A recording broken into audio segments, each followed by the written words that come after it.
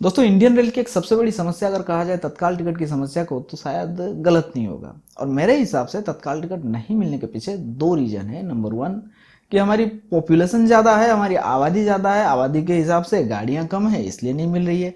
Number two, कुछ hackers घर बैठे कुछ इलीगल सॉफ्टवेयर की मदद से टिकट को उड़ा लेते हैं वो, और ऊंचे दामों पर बेच देते हैं। और बेचारा सीधा साधा आदमी 2 दिन से लाइन में लगा हुआ है, वो लटक के सफर करता है क्योंकि उससे मिलती है वेटिंग टिकट।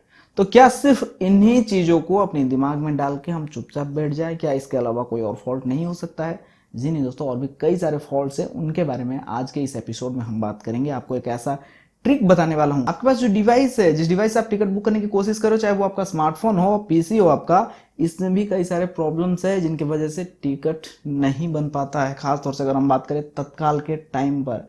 जी हाँ दोस्तों, कई लोगों के साथ मैंने ये प्रॉब्लम देखी है कि आईडी लॉगिन नहीं होता है, कैप्चा नहीं आता है, पासवर्ड देने के बाद भी पासवर्ड इनकरेक्ट बताता है, या तो फिर पेमेंट फेल्ड हो जाता है। इसका रीजन सिर्फ आपका डिवाइस नहीं है, आईआरसीटीसी के सर्वर के वजह से भी ये चीजें होती है, लेकिन आपको अपने तरफ से कंप्लीट रहना जरूरी है। तो आज के इस एपिसोड में ऐसा ही एक ट्रिक आपको बताने वाला हूं, जिससे आपकी तत्काल टिकट की समस्या जो है वो कुछ हद तक सही हो सकती है। लेकिन उससे पहले आपसे गुजारिश है कि अगर आप इस चैनल पर नए हो तो चैनल को सब्सक्राइब करके बेल नोटिफिकेशन को ऑन करने के बाद ऑल बटन पर प्रेस जरूर करें, ताकि आने वाली हर एक वीडियो की नोटिफिकेशन आप तक टाइम टू टाइम पहुंचती रहे।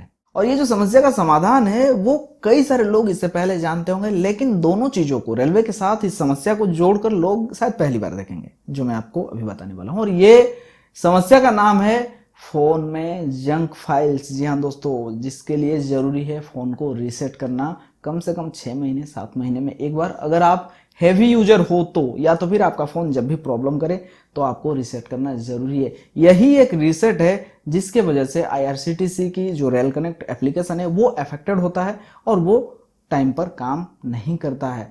तो ऐसे में दोस्तों, आप जब रीसेट करोगे तो यहाँ पे बहुत सारी और भी प्रॉब्लम्स है जो आपके फोन की ठीक हो सकती है। जैसे कि कई बार मैंने कई लोगों का देखा है, कई फोन्स में मैंने देखा है कैमरा काम नहीं करता है, camera not working, camera module not found. ये सारे हार्डवेयर की वजह से भी होती है, प्लस सॉफ्टवेयर की वजह से भी होती है, या तो फिर और भी कई सारे, बैटरी ड्रेन आउट हो जाना, फोन हीट होना, फोन स्लो होना, हैंग होना, ये सारे प्रॉब्लम्स जो है इससे ठीक हो जाएंगे। लेकिन दोस्तों, रीसेट करने से पहले कुछ जरूरी बातों का आपको ध्यान में रखना है। जैसे कि आपको अपनी इंपॉर्टेंट डेटा को कॉपी करना है, सिर्फ इंपॉर्टेंट डेटा को। ऐसा नहीं कि आपने कुछ गाने वगैरह रखे हैं सुनने के लिए, या वीडियो सॉन्ग्स कुछ रखे हैं, आप उनका भी बैकअप ले रहे हो, ऐसा नहीं करना है। क्योंकि ये अगर आप करते हो तो फिर आपको रीसेट करके क्या फायदा है? वो सारी चीज़ें तो वापस से आपकी फ़ोन में आ गई, फ़ोन फिर से भर गया, फिर से वही प्रॉब्लम्स आपके फ़ोन के साथ होने लगेगी। कुछ इंपॉर्टेंट डेटा, जैसे कि कुछ पिक्चर्स है आपने फ़ोन से क्लिक की हुई है, या तो फिर कुछ वीडियोस है जो आपने अपनी फ़ोन से रिकॉर्ड की हुई है, कॉन्टैक्ट्स जो सबसे ज़्यादा जरूरी है। हालांकि कॉन्टैक्ट जो है वो ईमेल आईडी पर जनरली लोग रखते हैं, लेकिन कुछ लोगों के फ़ोन में भी रहते हैं, तो उसको आप बैकअप ले सकते हो। फ़ोन वाला, ईमेल आईडी वाला तो वापस से आपको मिल जाएगा दोबारा से। और रही बात कॉल लॉग्स या मैसेज, प्ले स्टोर में बहुत सारे एप्लीकेशन मिलते हैं, आप उनकी मदद से इनका बैकअप ले सकते हो। बैकअप फाइल को, बैकअप में जो भी फाइल्स बनेंगी उनको आप एसडी कार्ड में रखोगे। अगर इंटरनल स्टोरेज में फोन की रखते हो तो वो भी हट जाएंगे, क्योंकि यहाँ पे रीसेट होने वाला है आपका फोन। और आखिर में सबसे जरूरी बात, आपकी फोन में जो ईमेल आईडी है, उस ईमेल आईडी को प्लस साथ में उसकी पासवर्ड को, दोनों को आपको नोट डाउन कर लेना है। अगर पासवर्ड आपको पता नहीं है तो फोन आपका रीसेट करने से पहले ही पासवर्ड को फॉरगॉट करके पासवर्ड अपना पता कर लें आप, वरना आपका फोन रीसेट के बाद नहीं चलने वाला है। आपको मदद लेनी होगी किसी टेक्नीशियन की, जिसके लिए आपको चार्ज भी पे करना पड़ेगा। इसलिए आप अपनी ईमेल आईडी का पता कर ले। अगर हम बात करें 7 साल पहले की, 6 साल पहले की, तो उस दौरान क्या होता था, फोन एक बार रीसेट हो गया तो आप कोई भी ईमेल आईडी दे सकते हो। लेकिन जो चोरियां होने लगी, कोई भी किसी का फोन चोरी कर लिया, कहीं भी किसी को बेच दिया, तो उसने क्या किया, रीसेट मार के एक नया ईमेल आईडी दे दिया।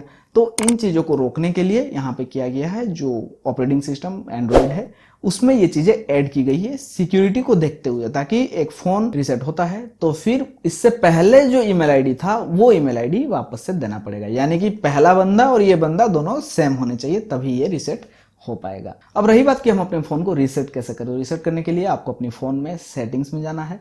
सेटिंग के अंदर आपको रीसेट का ऑप्शन मिल जाएगा। मैं यहाँ पे किसी एक फोन या एक कंपनी के बारे में बात नहीं कर रहा हूँ, मैं हर एक फोन की बात कर रहा हूँ। तो सेटिंग के अंदर हर एक फोन का रीसेट ऑप्शन आपको थोड़ा ढूंढना पड़ेगा, मिल जाएगा, वहां से आप अपनी फोन को रीसेट कर सकते हो। अब रही बात कि आपका फोन ऐसा कंडीशन में इतना ज्यादा हैंग कर रहा है कि आप सेटिंग के अंदर घुस ही नहीं पा रहे हो, यानी कि आपको फोन के बाहर से जो भी करना होगा।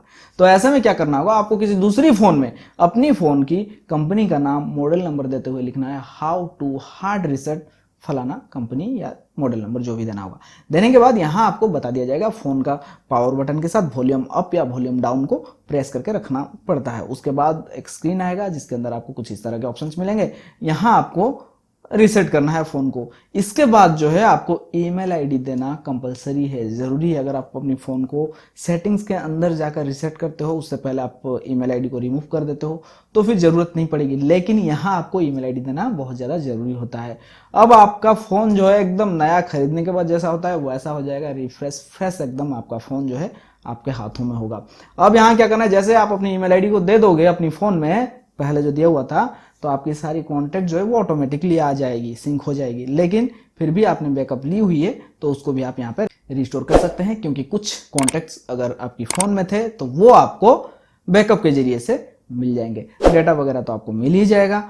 अब आपको क्या करना है, रेल कनेक्ट को डाउनलोड करना है, या तो फिर जो भी एप्लीकेशंस को आपको डाउनलोड करना है कर लें, उनका इस्तेमाल करें। आपको एक नया और अलग एक्सपीरियंस आपको मिलने वाला है। अब आपको अपने IRCTC रेल कनेक्ट को इस्तेमाल करना है तत्काल के टाइम पे। अगर चल गया तो बहुत अच्छा बात है, अगर नहीं चला तो ऐसे में आप क्या करोगे, यहाँ पे मैं कुछ नंबर्स दे रहा हूँ, कस्टमर केयर से आपको बात करनी होगी। आपको अपनी आईडी को रिफ्रेश करानी होगी। रिफ्रेश कराने के बाद ये डेफिनेटली चल जाएगा।